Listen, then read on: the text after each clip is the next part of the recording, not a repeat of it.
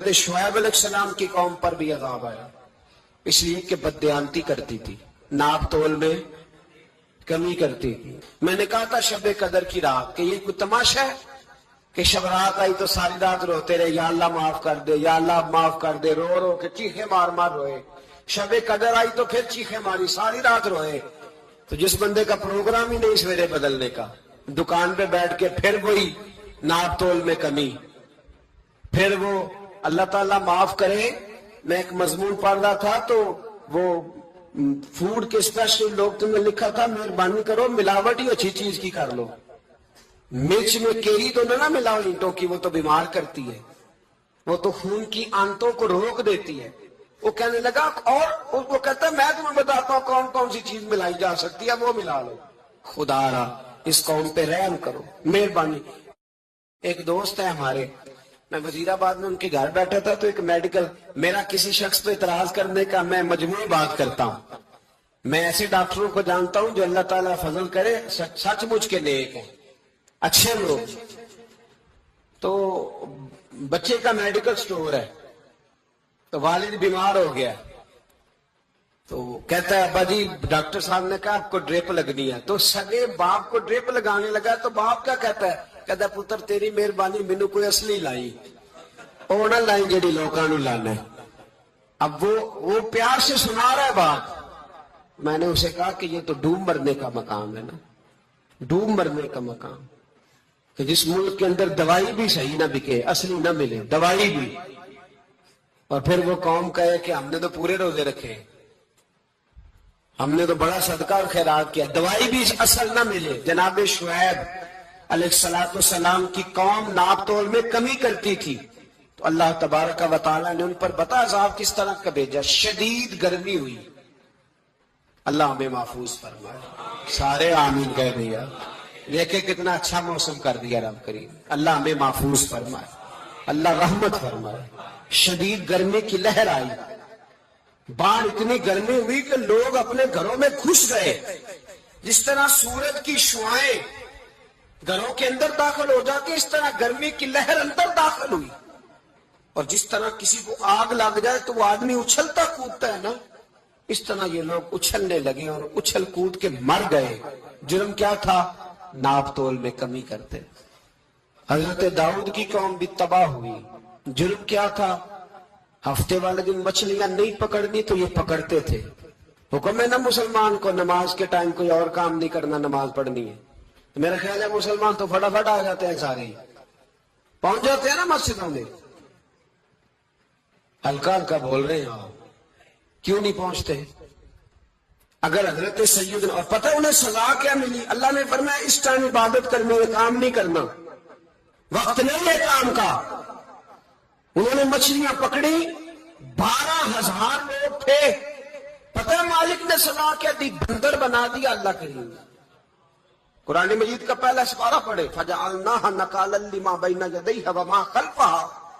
اللہ فرماتے ہیں پچھلوں کے لیے بھی عبرت بنا دیا، بعد والوں کے لیے بھی عبرت، نشان عبرت بنا دیا۔ بندر بن گئے، اور جو ان کے دوست جو بچ گئے تھے ان کے پیر چومتے تھے، روتے تھے۔ 3 دن بندر بن کے زندہ رہے، پھر اللہ نے سب کو اجتماعی موت دے دی۔ تو اگر مسلمان سے اللہ کہے کہ نماز کے ٹائم کاروبار نہیں، جمعے کے ٹائم کاروبار ہے، تو مسلمان کہتا ہے نہیں مجھے مہلت ملی ہوئی ہے۔ یہ تو اس وقت پتہ چلتا ہے نا جب بچے ڈیوٹی لگاتے، ہاں ہاں ہاں عذاب آتا ہے، اس وقت پتہ چلتا ہے۔ میں نے دیکھا یہ منظر، اس وقت پتہ چلتا ہے جب بچے کسی ملازم 6,000 کے کی ڈیوٹی لگاتے، کہتے ہیں ابے کا دھیان رکھنا، ہم دکان پہ بیٹھنے لگے۔ پھر اسے سمجھ آتی ہے اگر میں نماز کے ٹائم مسجد میں ہوتا تو آج میری اولاد میری خدمت میں ہوتی۔ میں نماز کے ٹائم مسجد نہیں گیا تو بچوں نے 6,000 کا ملازم اٹھایا ہے، ابا جی کا خیال رکھ، ایک نرس بلائی ہے تو خیال رکھ۔ کدھر ہوتے ہیں مسلمان نماز کے ٹائم؟ ایک عیسائی نے اعتراض کیا ہے، سنے، وہ کہتا ہے مجھے لگتا ہے مسلمانوں کے 3 خدا ہیں۔ مسلمان اڑ گیا، کہنے لگا نہیں ہمارا تو ایک ہے، کہا نہیں 3 ہے، معاذ اللہ استغفر اللہ، ہمارا ایک ہے، کہنے لگا نہیں میں ثابت کرتا ہوں، ایک تمہارا خدا 5 نمازوں کا ہے، ایک رمضان کا ہے، ایک عید کا ہے. لگتا ہے معاذ اللہ عید والا زیادہ تگڑا ہے، تم زیادہ آتے ہو. رمضان والا لگتا ہے اس سے کچھ کمزور ہے، تم تھوڑے آتے ہو. اور 5 نمازوں والا شاید سب سے کمزور ہے. بات عقل کی ہے کہ نہیں؟ اس نے اعتراض ٹھیک کیا. تو مسلمان کو چاہیے نا خیال کرے. ایک یہودی نے لکھا تھا، اس نے کہا تھا جس دن مسلمانوں کی تعداد فجر کی نماز میں اتنی ہو گئی جس دن جتنی جمعے میں ہوتی ہے، اس دن نہ کوئی یہودی سازش کرے گا نہ کوئی عیسائی تلوار نکالے گا. شرط یہ ہے کہ یہ اسی طرح فجر پڑھنے ہیں جس طرح جمعہ پڑھنے آتے ہیں. تو پھر کوئی شخص بھی ان کو کسی جگہ شکست دے سکتا تو اپنے ہمارے گناہ ہمیں پریشان کر دے. یہ جتنی آزمائشیں ہیں ان کے پس منظر میں گناہ ہیں.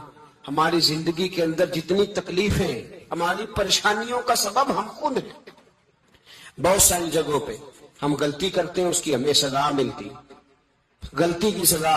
ایک نوجوان نے مجھے بڑی گہری بات سنائی، میرا قریبی تعلق تھا. کہنے لگا گھر میں بڑا مسئلہ ہے، بڑی پریشانی ہے، ماں اور بیوی کا ماحول اتنا سخت ہو گیا ہے کہ نمٹ نہیں سکتا. آپ یقین کریں میں نے ڈیٹیل سے ساری چیز کو سٹڈی کیا، میرے پاس اتنا وقت نہیں ہوتا، پھر بھی میں نے اس فیملی کو پورا پڑھا. تو غلطی نوجوان کی نکلی. نہ اس پہ اماں اعتبار کرتی ہے نہ بیوی اعتبار کرتی ہے. اس نے جھوٹ بول بول کے اس طرح کی ماحول پیدا کر دیا ہے کہ کوئی اس پر اعتماد کرنے کو تیار ہے. اگر آپ ناراض نہ ہوں تو ایک بات کروں، پتہ ہے گھر میں ماحول کب خراب ہوتا ہے؟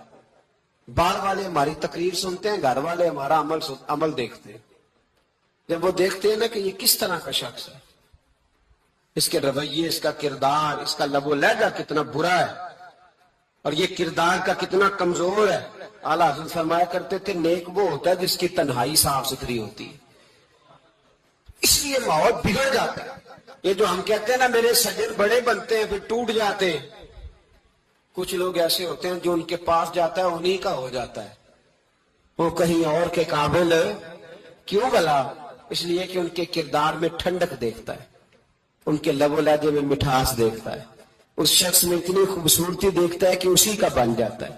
حضرت ابراہیم بن ادم کے پاس ایک نوجوان آیا، کہنے لگا میں گناہ کرنا چاہتا ہوں. فرمانے لگا بالکل کر، اللہ کا دیا ہوا رزق کھانا چھوڑ دے اور گناہ کر. کہنے لگا یہ نہیں ہو سکتا. فرمانے لگے چل پھر اس طرح کر، رب کی زمین پہ نہ رہ، کسی اور کی زمین پہ چلا جا. کہنے لگا یہ بھی نہیں ہو سکتا. فرمانے لگے چل اللہ کی چھت سے نکل جا. کہنے لگا یہ بھی نہیں ہو سکتا. تو آپ رو پڑے.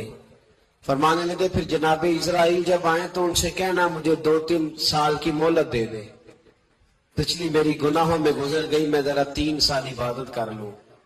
تو وہ شخص بھی رونے لگا. کہنے لگا حضور وہ مہلت نہیں دیتے، وہ جب لینے آتے ہیں تو پھر لے کے اللہ تعالیٰ نے جب انسان بنانا چاہا نا تو جناب جبریل کو کہا مٹی لے کے آ زمین سے. حضرت جبریل نے مٹی پہ ہاتھ ڈالا تو باقی کی مٹی رونے لگ گئی، اسے جدا نہ کر. تو جناب جبریل چھوڑ کے چلے گئے. حضرت میکائیل کو بھیجا مٹی لا، مٹی پہ ہاتھ ڈالا تو باقی کی مٹی رونے لگ گئی، چھوڑ کے چلے گئے. جناب اسرائیل کو بھیجا، مٹی پہ ہاتھ ڈالا تو باقی کی رونے لگ گئی، چھوڑ کے نہ جاؤ. تو حضرت اسرائیل فرمانے لگے تیرا رونا دیکھو کہ رب کا حکم دیکھو. وہ لے گئے. جب پیش کی تو رب کریم نے فرمایا اسرائیل جان نکالنے کی ڈیوٹی بھی تیری، تو مٹی کو لے آنا، باقی مٹی روتی بھی رہے تو روتی رہے. جب میرا فیصلہ آ جائے تو پھر اس میں کوئی گنجائش ہے. ہم کھاتے بھی اللہ کا ہیں، نافرمانی بھی اس کی کرتے، زمین پہ بھی اس کی چلتے ہیں، نافرمانی بھی اس کی کرتے، حکم کسی اور کا مانتے ہیں، چھت پہ رب کریم کی رہتے. اس طرح نظام نہیں چلتا. میرے بھائی یاد رکھ لو گناہوں کی سزا ملے گی، زندگی تنگ ہو جائے گی، یہاں بھی آزمائش ہوگی اور وہاں بھی. میں نے درس میں کہا تھا پھر بات کہتا ہوں، یہ میں اپنے لیے کہہ رہا ہوں، توجہ ہے میری بات پر. دعا فرمایا کریں کہ جو کچھ ہم نظر آتے ہیں اللہ ہمیں ویسا بننے کی توفیق بھی عطا فرما. اللہ ویسا بننے کی یہ مشکل معاملہ ہے، مشکل. دیکھیں نا ایک آدمی سیاستدان ہے، اس نے بڑے اچھے نعرے لگائے، انقلاب آ جائے گا، میں غریب کا بھلا کر دوں گا، میں یتیموں کے سر پہ ہاتھ رکھوں گا، میں مجبوروں کی مدد کروں گا، میں دکھیوں کی مدد کروں گا، مزدوروں کو۔ اس نے اچھے اچھے نعرے سکھائے، اچھا اس نے پیغام دیا۔ اندر اس کے یہ تھا کہ اقتدار ملے گا تو مرضی کروں گا۔ لوگ اس کے گرد بھی گئے، اس کی گاڑی کے پیچھے بھی بھاگے، لوگوں نے اس کے نعرے بھی لگوائے، جیب سے پیسے لگا کے اس کے پوسٹر بھی شائع کی، لوگ اس کے گرویدہ ہو گئے۔ لوگوں نے پوری، اور میری قوم نے تو بیچاری نے کئی دفعہ دھوکے کھائے، جس نے نعرہ لگایا غریب اسی کے پیچھے مسیحا بن کے چل پڑا۔ آج دھوکہ دے لیا، لوگوں کو پیچھے لگا لیا۔ یہ بتاؤ اگر راز کھل جائے، اگر راز کھل جائے کہ یہ دھوکہ دے رہا ہے، یہ فریب کر رہا ہے، تو لوگ اس کا کیا حال کریں گے؟ یہ راز قیامت میں کھل جائے گا، قیامت میں یہ راز یہ کھل جائے گا، کھل جائے گا یہ دھوکے باز تھا۔ اذا زلزلت الارض زلزالہا، جب زلزلہ آئے گا جیسے اس کا آنا ٹھہرا، واخرجت الارض اثقالہا، زمین اپنے بوجھ باہر نکال دے گی۔ اس سے مراد کیا ہے کہ زمین پہ جو جرم ہوئے زمین بتا دے گی، باہر نکل آئے۔ وقال الانسان ما لہا، انسان کہے گا اسے کیا ہوا، یہ تو سب کچھ بتا رہی، بوجھ باہر نکال دے گی۔ ایک آدمی پیر طریقت بن کے بیٹھ گیا، جبہ کبا پہن کے، بڑی پگڑی پہن کے بیٹھ گیا، اچھی اچھی نیک باتیں بتانے لگا، لوگ اس کی دست بوسی کرنے لگے، ہاتھ چومنے لگے، پیچھے لگ گئے، خدمت کرنے لگے، جیب سے نذرانہ دینے لگے۔ اس کے نام پر لوگ اپنی جیب سے لنگر پکانے لگے، خانقاہ کی خدمت ہونے لگی، مہمان اس کے آتے، نوکری کوئی اور کرتا۔ میں نے کہا تھا شاید اپنے لیے کہہ رہا ہوں، ڈیوٹیاں لوگ کرنے لگے، حالات بدلنے لگے، لیکن اس کے اندر تو چور تھا، وہ تو دکاندار تھا، تو یہاں جو اس کے پیچھے لگے تھے وہ تو سچے تھے، انہیں تو اجر ملے گا، لیکن اس کا جب راز کھلے گا تو بڑی رسوائی ہوگی، اس کا جب راز کھلے گا تو بڑی۔ ایک میری طرح کا دیندار تھا، جو چہرے کا تو نیک تھا، اندر پتہ نہیں کیا کچھ تھا۔ ایک طوائف گزر رہی تھی، اس نے اس کو تبلیغ کر دی، کہنے لگا بس کر دے، سیانی بن جا۔ تو کسی دانشور میں لکھا ہے اس نے بڑا سخت جواب دیا اس عورت نے، کہنے لگی بابا میں تو جو ہوں وہ نظر بھی آ رہی ہوں، تو بتا جو تو نظر آتا ہے وہ تو ہے کہ نہیں۔ اس بندے نے چیخ ماری اور بے ہوش ہو کے گر پڑا۔ تو لوگوں نے کہا بابا آج کسی صوفی کا کلام سنا ہے جو بے ہوش ہو گیا؟ تو اس نے کہا نہیں، آج طوائف کی بات سنی ہے، طوائف کی۔ اور وہ عجیب بات کر گئی ہے، وہ کہہ گئی ہے میں تو جو ہوں میں نظر آ رہی ہوں، تو بھی تو بتانا، تو بتانا کہ تو دستار امامت پہنتا ہے، تو بتا تو جو کہلاتا ہے تو وہ ہے کہ نہیں۔ یہ وقال الانسان ما لہا، یہ راز قیامت میں کھلے گا۔ ہم جو کچھ بتا رہے ہیں نا اپنی زبانوں سے، ہمیں اپنے گناہوں کا احساس ہونا چاہیے۔ ایسا نہ ہو کہ جب سزا ملے تو پھر اس طرح کی ملے کہ دوبارہ کسی کو کوئی منہ دکھانے کے قابل نہ رہے۔ میرے بھائی یاد رکھیں اور سمجھیں، گناہ انسان کی زندگی کو تنگ کرتے ہیں۔ میرے نبی پاک علیہ السلام نے فرمایا جب تو جھوٹ بولتا ہے تو تیرے فرشتے کرامن کاتبین سائیڈ پہ ہو کے کھڑے ہو جاتے ہیں، جب تو زنا کرتا ہے تو تیرے اندر سے ایمان نکل جاتا ہے۔ اور نبی پاک علیہ السلام نے فرمایا جب میری قوم میں ناانصافی عام ہو جائے گی تو قتل بھی عام ہو جائے گا۔ اور سن لو، لکھ لینا یہ حدیث دل کی تختی پر۔ نبی پاک علیہ السلام نے فرمایا جب میری قوم میں بے حیائی اور بدکاری عام ہو جائے گی تو 2 سزائیں اللہ دے گا۔ ایک تو جوان موتیں آئیں گی، جوان بچے کچھ بھی نہیں دیکھا چلے گئے، اور دوسری سزا اللہ یہ دے گا کہ ایسی بیماریاں آئیں گی جن کا علاج نہیں ملے گا، ایسے امراض پھوٹ پڑے گے۔ اگرچہ میں آپ کو ایسی تقریر بھی سنا سکتا تھا جس پہ آپ بہت زیادہ محظوظ ہوتے، پر میں نے اس جمعے میں ایسا موضوع چنا ہے جس کا ہمیں خاص ضرورت ہے۔ بھائی دیکھے تو صحیح کہیں ایسا تو نہیں کہ ہم ان عیبوں میں مبتلا ہیں. میرے نبی کریم علیہ السلام نے فرمایا جب تم نیکی کا حکم دینا اور برائی سے منع کرنا چھوڑ دو گے پھر اللہ تم پر ظالم حکمران مسلط کرے. اور اگلے لفظ اس سے بھی زیادہ سخت ہیں. محبوب فرمانے لگے پھر تمہاری نیک لوگ دعائیں بھی کریں گے تو اللہ وقتی طور پر ان کی دعاؤں کو بھی قبول نہیں فرمائے گا. اس لیے کہ تم لوگوں نے نیکی کا حکم دینا اور بھلائی سے روکنا چھوڑ دیا.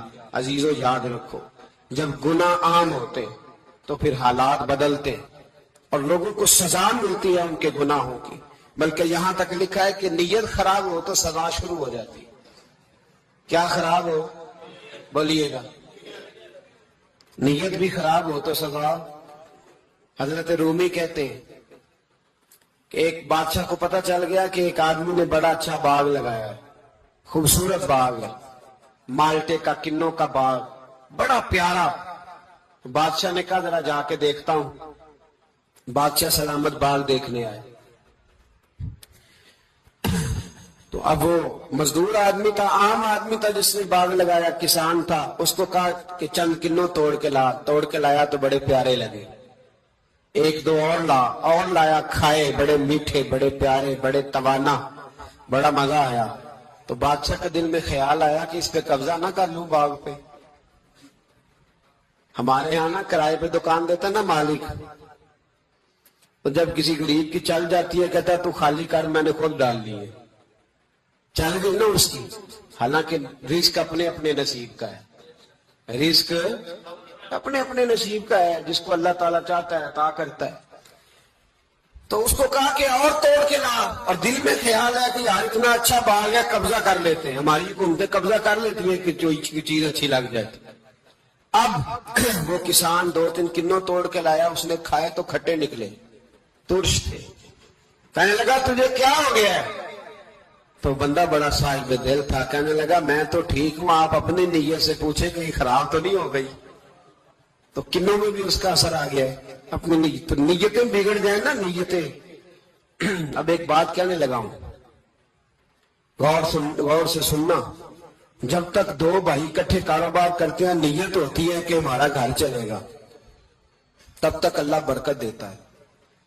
اور جب اپنی اپنی جیبیں سمیٹنے لگ جاتے ہیں نا کہ یہ میرا 5,000 ہے, آج میں گیا تھا اگرائی کرنے, یہ میرا 10,000 ہے, آج میں نے محنت زیادہ کی. جب وہ ٹٹولنے لگتے ہیں پھر اس دکان سے بھی برکت اٹھ جاتی ہے, پھر وہاں سے بھی برکت چلی جاتی ہے. فَإِنَّ لَهُ مَعِيشَةً ضَنْكَ, فرمایا جب تو میں منہ پھیر لیتا ہے پھر تیری زندگی اللہ تنگ کر دے, پھر وہاں سے بھی برکت, خوبصورتی, اثر اٹھ جاتا ہے. ایک سنار نے گلی میں ایک یتیم چھوٹے سے بچے کو گھومتے دیکھا تو سنار بے اولاد تھا, بچے کو اٹھا کے گھر لے آیا. 18 سال اس بچے کی پرورش کی, اس کو پالا پوسا, جوان کیا. سنار کے پاس وہ دکان پہ چلا جاتا, وہ کئی دفعہ دکان پہ رہتا, کئی دفعہ گھر میں رہتا. ایک دفعہ وہ دکان پہ تھا, بچہ گھر تھا, 18 سال کا جوان. اس کی بیوی اکیلی تھی. وہ جس نے ماں بن کے پالا تھا اس نے اسی پہ حملہ کر دیا, اس کا بازو بری نیت سے تھاما. بیوی چیخی, تھوڑی دیر گزری تو وہ نوجوان پیروں میں بیٹھ گیا, کہنے لگا اماں پتہ نہیں مجھے کیا ہوا. شام کو سنار آیا, بیوی چیخنے لگی, چلانے لگی, کہنے لگی آج عجیب بات ہوئی, جس کو میں نے جگر کا خون دے دے کے پالا اسی نے گندی نظر ڈالی. سنار محو حیرت ہے. بیوی کا خیال تھا کہ لٹھ اٹھائے گا, ڈنڈا اٹھائے گا, نوجوان کو مارے گا, لیکن وہ رونے لگ گیا. اس نے کہا آج اس نے میرا بازو تھاما ہے, جانے کیا کیا ہے. پریشان ہونے لگ گیا, سجدے میں گر گیا. کہا تو بتاتا کیوں نہیں؟ تو وہ سنار کہنے لگا اس کی غلطی نہیں, 18 سال کے بعد آج مجھ پر بھی شیطان سوار ہوا تھا. ایک عورت آئی تھی, اپنے بازوؤں میں چوڑیاں پہننا چاہتی تھی تو میں نے بھی گندی نظر سے ہاتھ ڈالا تھا. رب کریم نے مجھے فوراً اس کی سزا دی.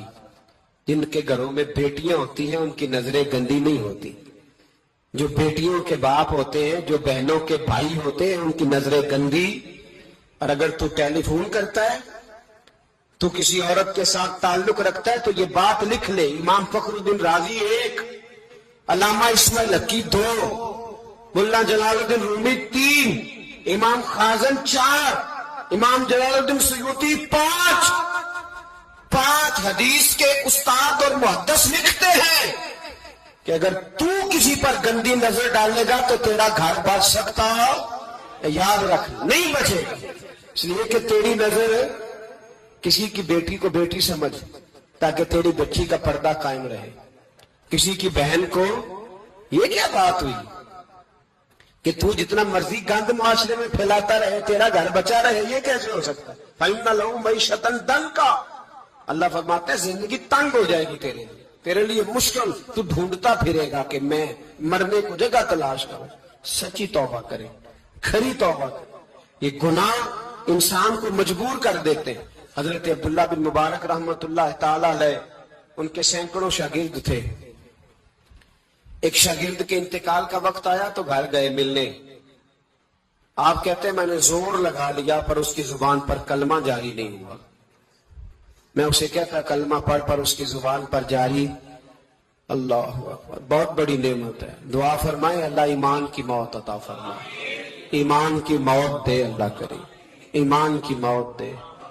ایسے بھی لوگ دیکھے ہیں، مسجد نبوی ہے، رسول اللہ کا شہر ہے، سر سجدے میں ہے، روح پرواز کر گئی، روح پرواز، کہ کتنا نصیبوں والا ہے، کتنا نصیبوں والا ہے کہ مسجد نبوی میں سر سجدے میں رکھا ہے، اور اللہ تبارک و تعالیٰ نے محبوب کے قدموں میں موت عطا فرمائی۔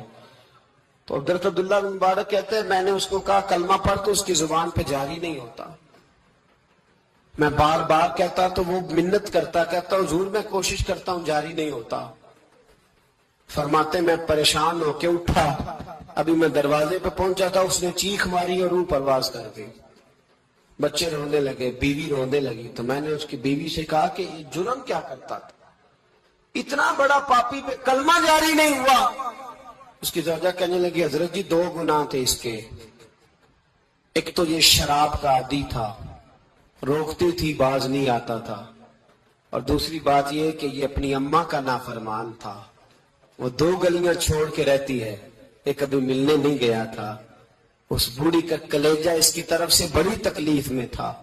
تو حضرت عبداللہ بن مبارک کہنے لگے جا تو بھی دعا کر اور اس کی ماں کو بھی کہہ دعا کرے کہ یہاں تو یہ کلمہ نہیں اسے نصیب ہوا، اللہ کرے اللہ آخرت کی منزلیں اس کی بہتر فرما دے۔ میرے بھائی ایسے گناہ، حضرت مالک بن دینار نے توبہ کی انہوں نے، کس طرح؟ فرماتے میں نشے کا عادی تھا، کسی نے مجھے کہا کہ بطور دوائی شراب پی لو تو میں نے پی لی، نشے کا عادی تھا، شراب پیتا تھا، اللہ تعالیٰ نے بڑی منتوں کوششوں کے بعد منتوں کے بعد ایک بیٹی عطا فرمائی، وہ بھی 2.5-3 سال کی ہوئی تو پردہ کر گئی، کہتے میں اس کی قبر پہ بیٹھ کے گھنٹوں روتا، شراب کا عادی تھا، ایک دن سویا تو خواب دیکھتا ہوں کہ میرے کچھ ایک بڑا سانپ لگ گیا ہے، اور سانپ جب منہ کھولتا ہے تو انگارہ نکلتا ہے، میں پھر دعا کرتا ہوں اللہ ہمیں معاف فرمائے، اللہ ہم سے درگزر۔ میں کچھ قبرستانوں میں جاتا ہوں تو میں وہاں میں سانپ بچھو پھرتے ہوئے دیکھتا ہوں، اور ڈر آتا ہے کہ ہم یہاں آنے والے ہیں، یہ لوگ کہہ رہے ہیں کہ تمہاری تیاری ہے، کسی وقت بھی اعلان ہو جائے گا کہ چلو بھائی چلو فلاں صاحب کا جنازہ ہے، اٹھو، لوگ کہتے ہیں جلدی کرو، اور ایک کونے میں ایک شخص یہ بھی کہتا ہے کہ دیگ بھی رکھ لو مہمان بڑے جمع ہو گئے، اور ایک کونے میں لوگ یہ بھی کہتے ہیں کہ برف ٹھنڈی لے آؤ، لوگوں نے پانی بھی پینا۔ پہلے اعلان ہوتا ہے کہ فلاں فوت ہو گیا، پھر اعلان ہوتا ہے جنازے کا ٹائم ہو گیا، پھر اعلان ہوتا ہے جنازہ اٹھایا جائے گا، اور پھر بات ختم ہو جاتی ہے، پھر کل من علیہ فان، پھر کوئی نہیں پوچھنے آتا، ختم ہو گیا، قصہ ہی ختم ہو گیا، ان لوگوں کی کہانی مٹ گئی، ختم ہو گئے، بڑے بڑے کنج کلا، کوئی پوچھنے والا نہیں۔ موت کا راج ہے موت کا راج، موت راج کرتی ہے بس، اور کسی کا راج نہیں، وہ راج کرتی ہے، جدھر جاتی ہے اسی کا راج ہے، راج کر رہی ہے۔ تو حضرت مالک بن دینار کہتے قبرستان میں نے دیکھا، میں خواب دیکھتا ہوں بڑا اژدہا، اس کے منہ کے اندر آگ میرا پیچھا کر رہا ہے۔ کہتے میں خواب دیکھ رہا ہوں، میں دوڑا، لیکن وہ اژدہا جب میں دوڑا تو میرے آگے آ کے کھڑا ہو گیا۔ میں مشرق کو دوڑا تو وہاں بھی آ گیا، مغرب کو دوڑا تو وہاں بھی آ گیا۔ جناب مالک بن دینار کہتے ایک بوڑھا شخص کمزور مجھے بچانے آیا، پر اس اژدہا نے پھونک ماری تو وہ بوڑھا آدمی دور جا گرا۔ کہتے میں چیختا تھا، چلاتا تھا، ایک پہاڑی پہ میں بھاگا گیا تو وہاں مجھے میری بیٹی ملی، مجھے فوت ہو گئی۔ وہ اس اژدہے کے آگے اس نے یوں ہاتھ کیا تو اژدہا پیچھے بھاگ گیا۔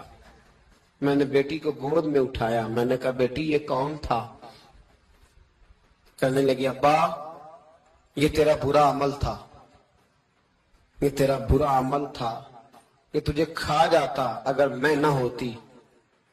تو کہا یہ بوڑھا جو مجھے بچانے آیا یہ کون تھا؟ کہا یہ تیرا اچھا عمل تھا، پر کمزور بڑا تھا، تھوڑا تھا، یہ تیرے برے عمل کا مقابلہ کرنے کی ہمت نہیں رکھتا تھا۔ حضرت مالک بن دینار کہتے ہیں میری بیٹی نے خواب میں میری داڑھی پکڑ لی اور کہنے لگی ابا میں چاہتی ہوں تو صحیح ہو جا، ایسا نہ ہو کہ پھر تیرے پیچھے یہ اژدہا لگ جائے۔ حضرت مالک بن دینار کہتے ہیں جب میں سو کے اٹھا تو میری داڑھی آنسوؤں سے بھری ہوئی تھی، پھر اس کے بعد میں نے توبہ کی، اس طرح کی توبہ کی کہ پھر میں نے کوشش کی کہ دوبارہ میں اپنے رب کی نافرمانی نہ کروں۔ حضرت عبداللہ ابن عباس فرماتے تھے جو دنیا میں ہنس ہنس کے گناہ کرتے ہیں نا، ہنس ہنس کے جھوٹ ہنس ہنس کے بولتے، ہنس ہنس کے لوگوں کی غیبت کرتے، فرمایا یہ جو تمہیں ہنس ہنس کے گناہ کرتے نظر آتے ہیں ان کا رونا قیامت میں دیکھا نہیں جائے، ان کے آنسو قیامت میں دیکھے نہیں گئے۔ جو ہنس ہنس کے گناہ کرتے یہ روئیں گے، فَلْيَضْحَكُوا قَلِيلًا وَلْيَبْكُوا كَثِيرًا۔ رب فرماتا ہے زیادہ رویا کرو، کم ہنسا کرو۔ نبی پاک علیہ السلام روتے تو صحابہ کہتے حضور آپ اتنا کیوں روتے ہیں؟ تو محبوب فرماتے جو میں جانتا ہوں وہ تم نہیں جانتے۔ بھائیو قبروں میں اکیلے جانا ہے، کبھی غور کرنا، اکیلے کوئی بندہ ساتھ حساب دینے نہیں جائے گا۔ اماں بڑا پیار کرتی ہے لیکن قبر میں کبھی کوئی ماں بھی ساتھ دفن نہیں ہوتی، اپنا اپنا حساب دینا مشکل وقت ہے، حساب کر لینا چاہیے، تیاری کر کے رکھنی چاہیے۔ گناہ اگر یہاں ہماری زندگی کو تنگ کریں گے تو وہاں بھی ہمارے لیے مشکلات پیدا کریں۔ نبی کریم علیہ السلام نے فرمایا ہے کہ اللہ بڑا مہربان ہے، اللہ بڑا کریم ہے، اللہ بڑا ستار ہے، پر یاد رکھو جب کوئی اس کی ریٹ کو چیلنج کرے، جب کوئی اس کے قانون کو توڑے، جب کوئی اللہ کی اعلانیہ نافرمانی کرے، پھر رب کریم کی غیرت کو، اس کے عدل کو جوش آتا ہے، توبہ کرے سچی، مسجد کی حاضری دے پابندی کے ساتھ۔ میری آپ سے ہمیشہ یہ گزارش رہتی ہے کہ مسجد کی حاضری پابندی سے دے۔ میں اپیل کرتا ہوں داڑھی رکھ لے، یہ میرے نبی کا طریقہ ہے صلی اللہ تعالی علیہ۔ واپس آ جائے، ہماری بقا نہ ہمارے دین میں، کوئی نہیں ہمیں رکھے گا، کوئی نہیں رکھے گا، کوئی نہیں۔ میرا ایک دوست راج بتا رہا تھا کہ سعودی عرب میں ایک شخص نے 30 سال محنت کی، تو جب وہ مرا ہے وہیں اس کے گھر میں فون کیا تو اس کے گھر والوں نے کہا جناب آپ کو مشکل ہوگی ڈیڈ باڈی بھیجنے میں، وہیں دفن کر دے، ہاں اگر اس کا کوئی پیسہ ہے تو وہ ذرا اکاؤنٹ میں بھیج دے، بچیوں کو ضرورت ہے۔ او بھائی تو اکیلا جائے گا، تیرے لیے مشکل ہو جائے۔ اپنے بھی ساتھ یقین کریں، بچے دعائیں کرانے آتے ہیں، کہتے ہیں حضرت جی دعا کریں اللہ اماں کی سختی معاف کر دے۔ اس کا مطلب کیا ہے کہ اماں اب جائے، اب ہمارا نمبر آئے۔ بچے تو انتظار کر رہے کہ ابا جائے اور گدی پہ ہمارا نمبر آئے، تیاری ہے۔ اکیلے جانا ہے، اکیلے، سخت سا مرحلہ ہے، اکیلے سارا کچھ فیس کرنا۔ آج توبہ کریں، وہاں کے کیڑے یہاں رہ کے مارے، اپنے ساتھ ظلم نہ کریں۔ ہم اس قابل نہیں کہ وہاں جا کے مقابلہ کر سکیں۔